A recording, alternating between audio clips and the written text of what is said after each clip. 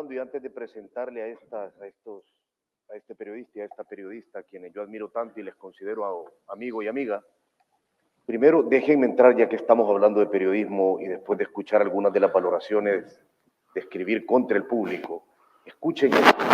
Acaba de salir una encuesta en El Salvador, una encuesta muy confiable, donde le preguntan a la gente qué valora usted para confiar en algún medio de comunicación.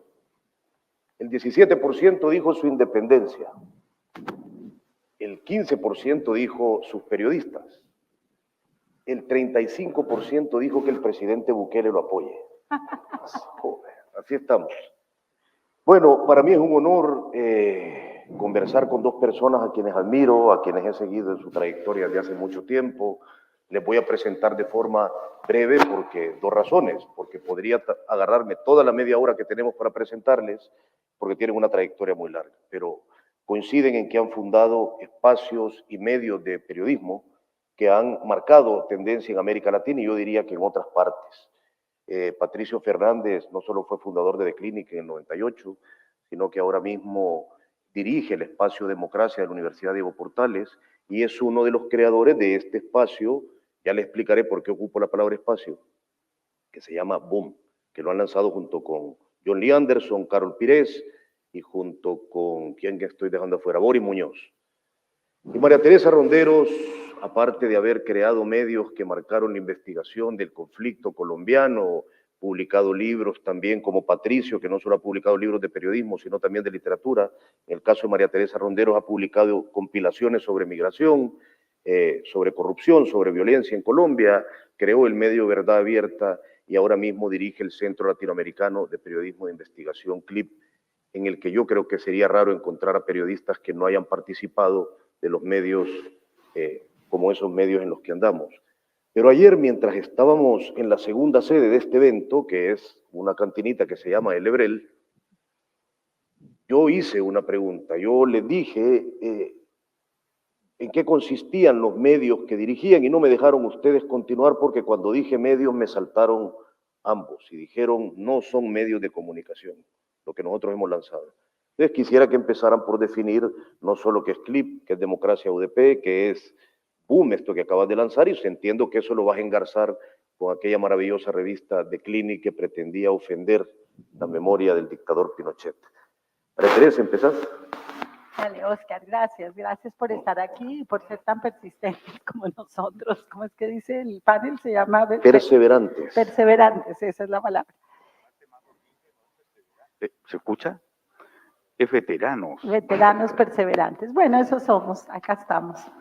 Entonces, sí, el CLIP es difícil definirlo como un medio porque los medios son como otra cosa. Los medios tienen su público, tienen acotado como qué es lo que hacen, tienen generalmente una periodicidad.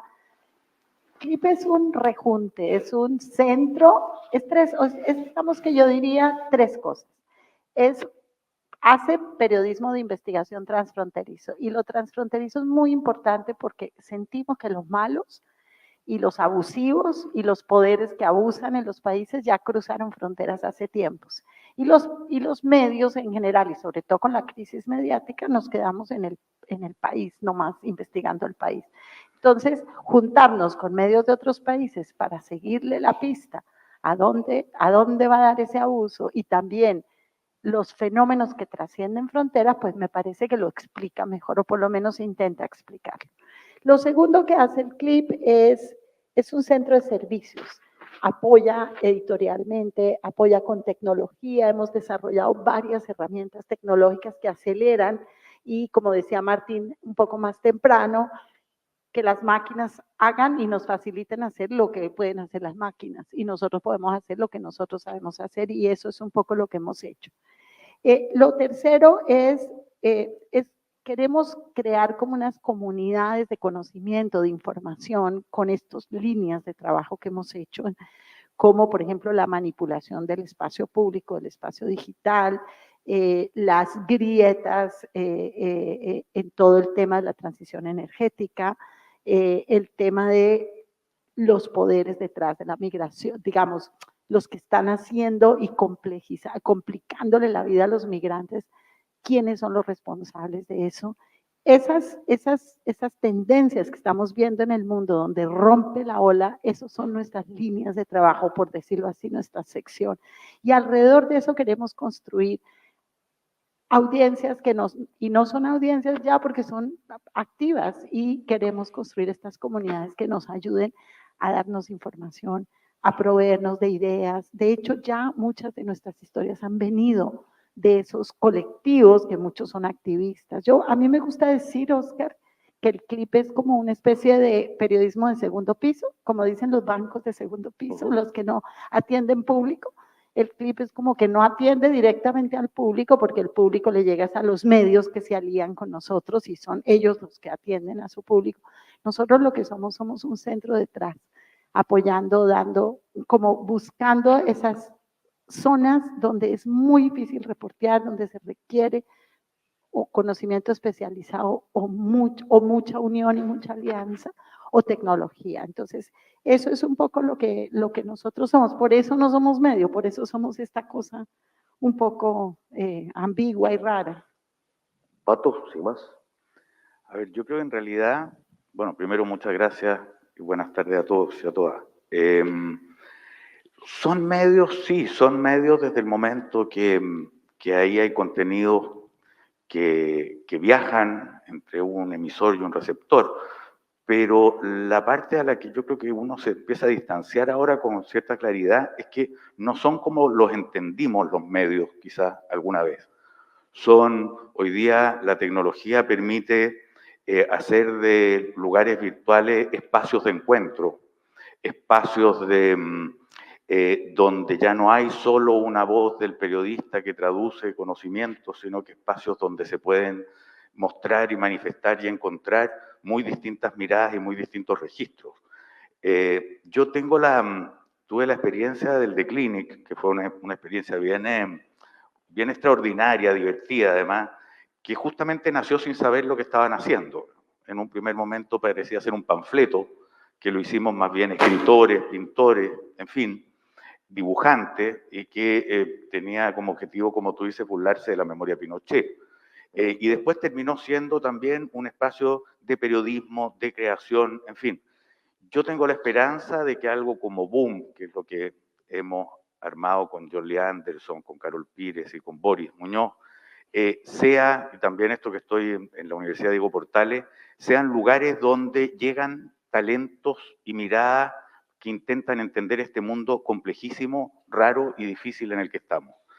No lugares que dictaminan cómo las cosas son, sino que más bien espacios de cruces de muy distintas categorías que complejizan y escenifican de alguna manera este mundo y este tiempo en el que estamos viviendo, que yo creo que tiene particularidades bien extraordinarias.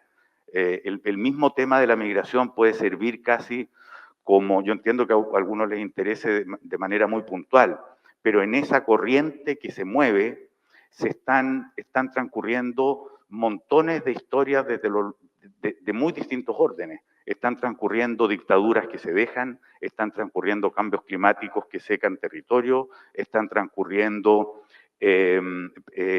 violencias desconocidas hasta otro momento, están llegando a lugares donde la migración genera a su vez tensiones y autoritarismos que concitan, digamos, la atención ciudadana, está transcurriendo la política del mundo en esos tiempos. Es decir, ¿qué es lo que uno cree que podemos tratar de hacer ahora cuando hacemos estos medios espacios?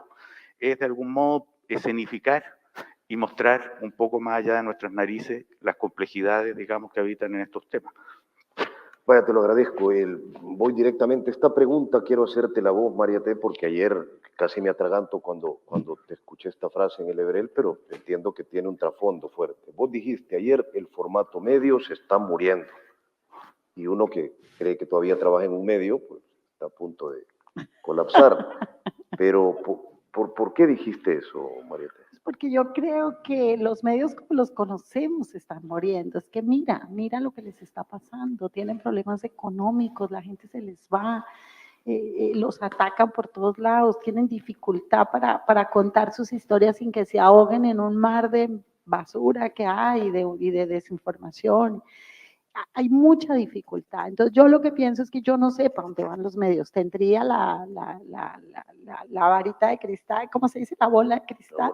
No tenemos ni idea. Estamos en un momento de transición brutal y yo creo que esos momentos son muy lindos para inventarse cosas nuevas y para buscar nuevos caminos. Y yo sí creo que pues yo trabajo con medios. Nosotros en el CLIP hemos trabajado con más de casi 140 medios del continente, desde medios de 3 personas hasta con El País o medios grandotes. Pero en realidad trabajamos o lo vemos como que trabajamos con equipos periodísticos y ahí hay algo en cómo estamos construyendo esa información que no se parece a los medios. Soledad decía un poco más temprano, pues es que están reproduciendo un poco la sala de redacción y puede que sí, puede que estemos inventando la rueda, porque como esos medios chiquitos no tienen ni editores, ni seguros, ni, ¿no? Entonces nosotros estamos reemplazando un poco todo eso con estos centros de servicio. Pero por otro lado, el hecho de que estás mirando el mundo desde tan distintas miradas hace que construyas una cosa distinta. Por eso yo creo que por lo menos los medios están en transición, no sabemos si lo que va a informar al mundo, yo no digo ni el periodismo ni la información, se están muriendo porque se necesitan y se van a necesitar, yo creo que siempre. La forma, el formato, el paquete, el vehículo está cambiando y no sabemos para dónde va, ni qué va a ser, ni por dónde va a agarrar. Y en ese sentido yo sí creo, y definitivamente muchos de los medios tradicionales, por lo menos en la América Latina, lo que yo veo, que no han sabido hacer el tránsito digital, esos están muriendo y siguen sintiéndose importantísimos y hacen congresos y se congratulan unos con otros, cuando tú ves que las nuevas generaciones ya ni siquiera saben nombres de medios que son importantísimos o que eran importantísimos, ¿sí? Que ya como que su mundo ya no pasa por ahí. Entonces yo creo que ahí hay una cosa en construcción que hay que mirar por dónde fluye y es el momento de ser ultra creativos. Ayer hablábamos también un rato, estoy tratando de acelerar las preguntas antes de que me muestren el cartel. Pero ayer hablábamos también un poco de que esta búsqueda de crear medios que son diferentes, espacios, todavía no me han dado una palabra para definir, bueno, María Teresa dijo lugares de encuentro, etc. Pero esto tiene que venir también, este replanteamiento de algunas cosas que se hayan hartado del periodismo, no sé cómo decirlo, clásico, formal. ¿Vos de qué te has hartado ya del periodismo, Pato? ¿Qué es lo que ya no te excita de los medios de comunicación que normalmente te encontrás? Yo me interesé en el periodismo, venía de otro lado, digamos, venía más bien de la literatura, y si algo me interesó en el periodismo se llama la curiosidad, o sea, se llama tratar de entender y complejizar el entorno que a uno lo rodea. A mí me aburre profundamente el periodismo, me aburre el periodismo de discurso, digamos, me aburre el periodismo que habla más de la cuenta de sí mismo. Me aburre un poco el periodismo que se mira mucho el ombligo y que se admira. Entiendo, voy a llevarlo un poco al tema de los medios, que me quedé pensando cuando decían que se habían acabado los medios, porque se relaciona con algo que va más allá. Todo lo que mediatiza está en baja en la cultura contemporánea. Los partidos políticos, digamos, justamente mediatizaban voluntades para hacer oír una voz, están en baja. Los sindicatos mediatizaban y reunían poderes para aunar fuerzas, digamos, están en baja. Algo pasa acá con que la tecnología ha permitido algo así como la ilusión del fin de esa mediatización. Y creo que si algo hay que volver a pensar en esto justamente es cómo hacer de estos lugares que hemos llamado medios, que hoy día permiten mucho más, espacios en el que justamente ya no habla solo del mundo una voz traductora que se llama el periodismo, sino que son lugares donde puede acontecer arte hablando del mundo, donde puede acontecer cine hablando del mundo, donde puede acontecer creaciones muy distintas hablando del mundo. Yo creo que la idea de un mundo conversado entre periodistas se queda corta.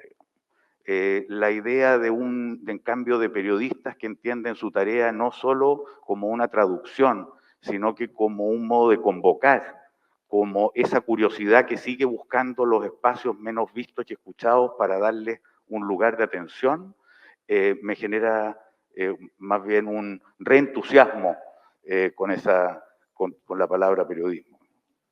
A mí me hartó de los medios, Oscar. Ay, esta sensación de que siempre están descubriendo el agua tibia.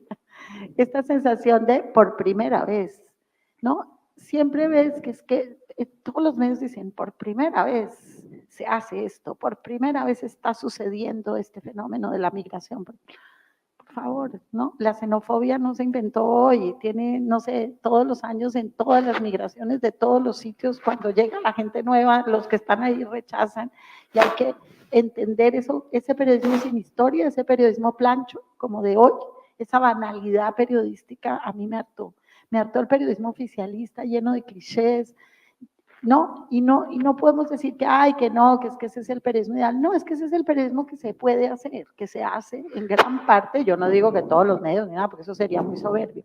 Unos medios muy poderosos están cargados de palabras, lugares comunes. No, yo creo que yo corrijo la palabra problemática 16 veces al día, porque no sé por qué la gente no puede tener problemas, tiene problemáticas. No sé, a la gente le parece más importante tener problemáticas que tener problemas.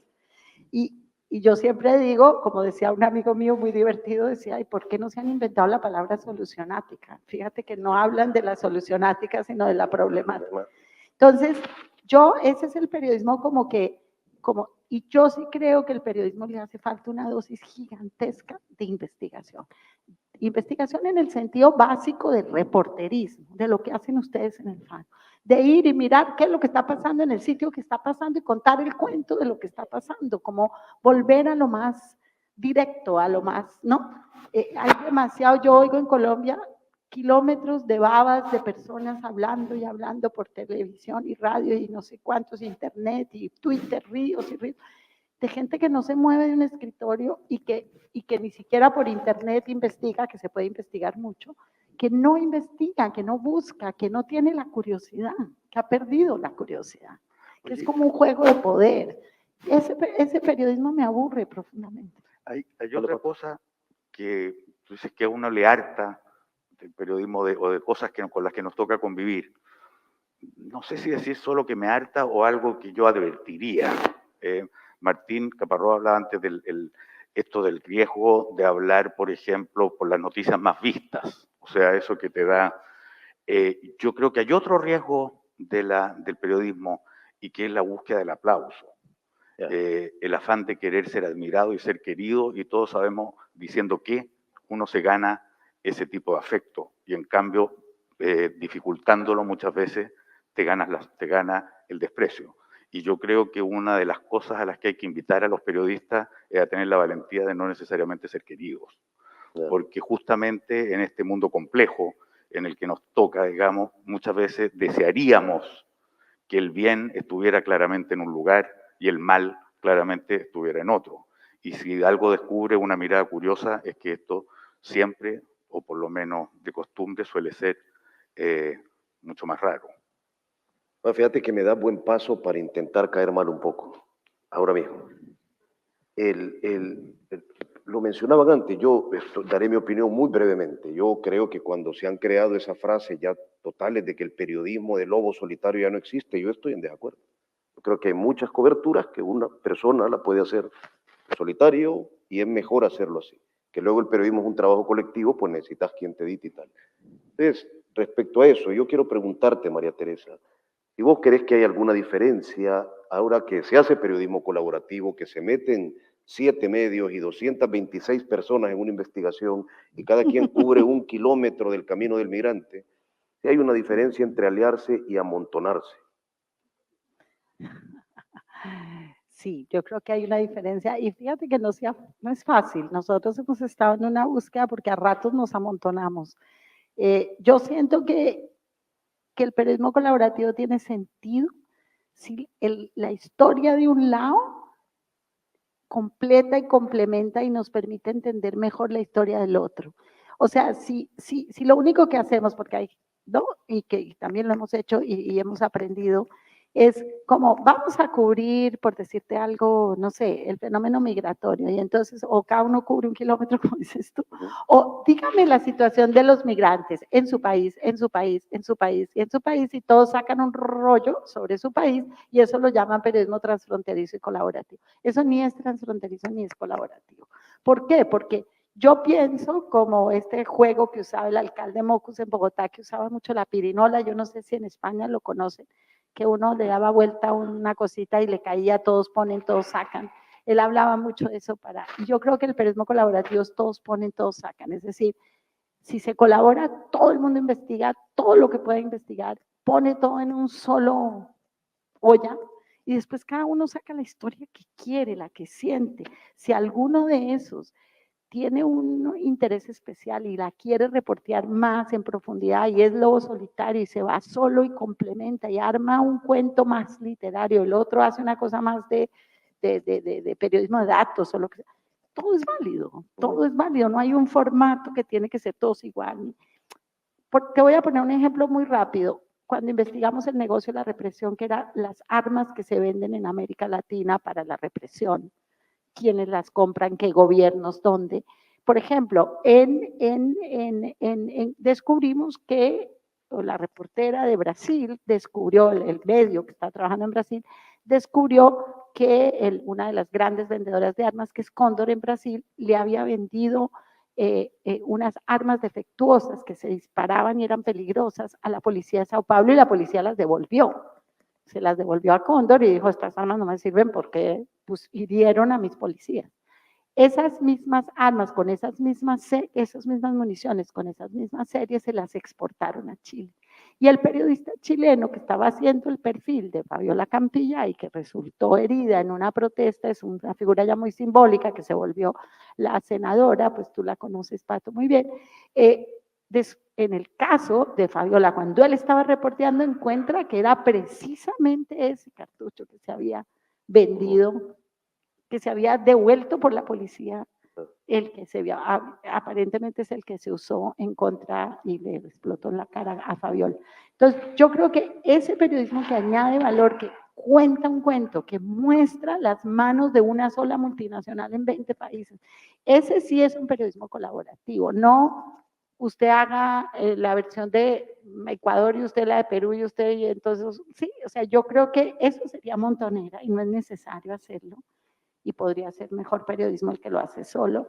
Y el otro es un periodismo que realmente añade valor y construye un relato que va más allá del que ha podido hacer un solo. Ahora, que alguien lo puede hacer, sí, pero con una economía que hoy no existe, con una cantidad de recursos que hoy no existen, y además de eso, quizás no con el valor que tiene que un reportero de su país, que conoce su historia, su país, su contexto, pueda reportearlo de la forma que no lo podría reportear alguien que va como un poco desde afuera.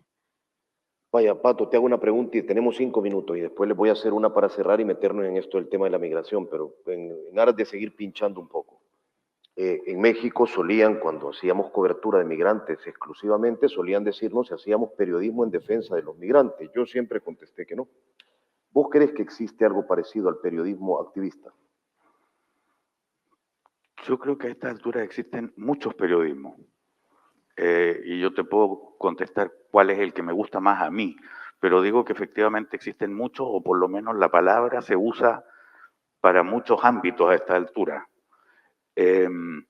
Existe, y uno de ellos yo creo que sí, es el periodismo activista. No es el que a mí me interesa principalmente, o sea, un periodismo que indaga y averigua para apoyar una determinada causa, me figuro que sí, me lo puedo imaginar muy bien, gente comprometida con determinadas causas y que investiga para solventarla, digamos. A mí me interesa, yo tengo causas y tengo cosas que me importan, digamos, y tengo preferencias políticas, pero creo incluso que la mejor manera que uno puede ayudar a ella es cubriendo, es siendo un informante de la realidad en su mayor cantidad de versiones. O sea, llevar a ese lugar que quiero aportar complicaciones y dificultades en lugar de llevar simplemente aplausos y loas, que me lleva un poco a comentar algo a propósito de lo que decía antes, entre la colaboración y la bandada. Si el periodismo en general, a este que se supone que a algunos nos gusta, tiene como tarea incomodar, no se tiene que olvidar que tiene que incomodarse a sí mismo y incomodar a su entorno antes de contentarse con la frase gigante de incomodar al poder. Y por lo tanto, y esto creo que es algo que puede servirnos aquí, si uno tiene tiene una preocupación central y importante en torno a la migración y sabemos lo que sucede o la reacción que produce en determinados lugares. Yo vengo de un país al que está llegando gente, que es Chile, y esa llegada me preocupa mucho las transformaciones políticas que genera. Pero yo no puedo, le aportaría muy poco a la preocupación por la migración si no me preocupara de entender por qué se producen los rechazos que se producen, si no me preocupara de entender qué detona, qué miedos, qué terrores, qué es lo que genera y despierta la xenofobia, los autoritarismos, la responsabilización por el otro.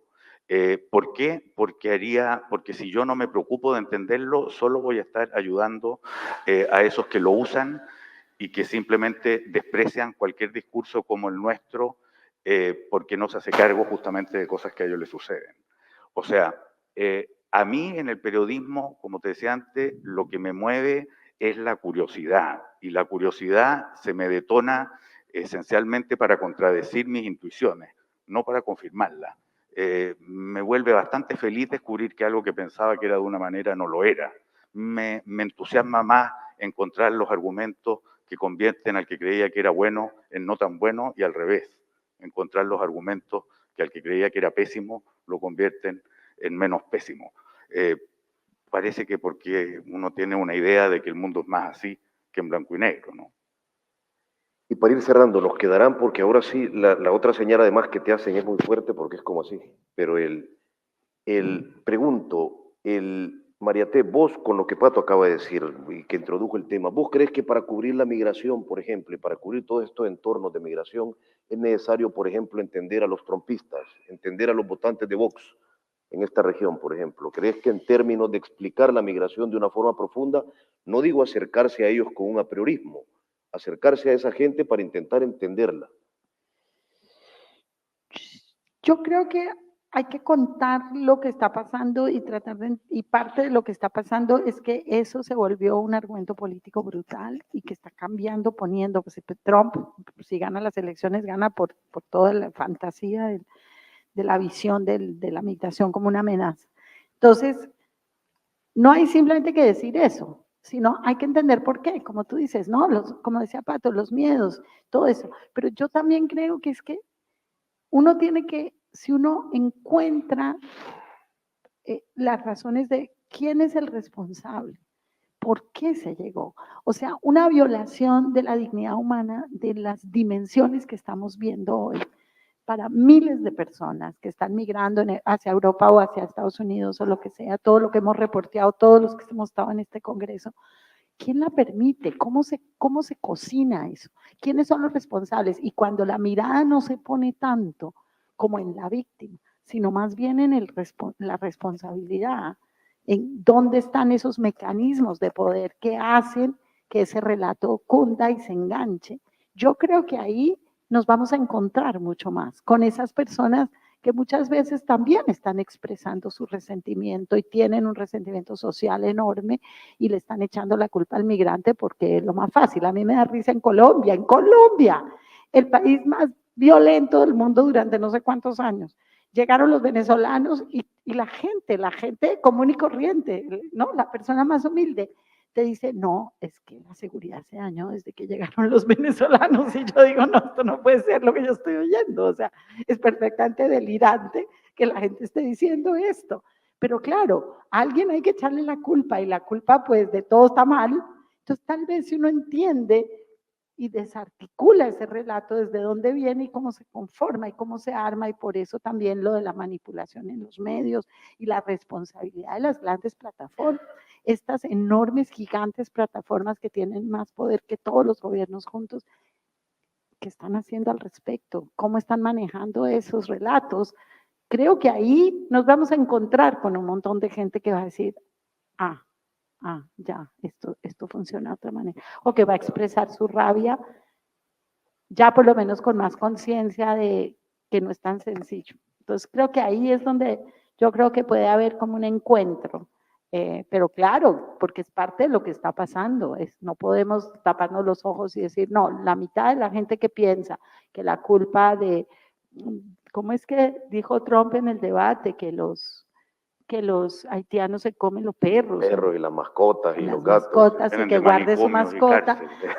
O sea, por algo, de alguna manera, esa gente está creyendo eso, no porque son idiotas, sino porque hay algo ahí que les está diciendo algo, ¿no? Bueno, mira, perdona, yo contestaría, haría un matiz con... Que me han hecho la señal, pero cerra. Ok, un pequeñísimo matiz nomás con María Teresa, y voy a contestarlo en ese sentido quizás más político. Yo ni siquiera sé, yo estoy convencido que hay que tratar de entenderlo, pero ni siquiera sé si es para conseguir encuentro, es para ganarle. O sea, si tú no entiendes efectivamente, digamos, esa reacción, si uno no entiende de dónde viene, si uno no ahonda en esas causas, lo más probable, además, es que te pasen por encima esos otros que simplemente la amplifican. O sea, el que esas causas que uno ignora, desprecia o anatemiza como ignorancias, como vulgaridades, como macabrerías, sin entender que provienen de mundos pobres, marginados, con miedos y con sufrimientos cotidianos, y tú de algún modo no haces de eso parte de tus argumentos a la hora de explicar, defender y justificar, digamos, la migración, creo que uno se queda con un hándicap que solo te lleva a perder, como estamos viendo en tantas partes. Gracias, solo me quedaron 16 preguntas. Le agradezco al Congreso de Mérida muchísimo haberme juntado con esta gente maravillosa, Patricio Fernández y María Teresa Ronderos. Gracias a ti.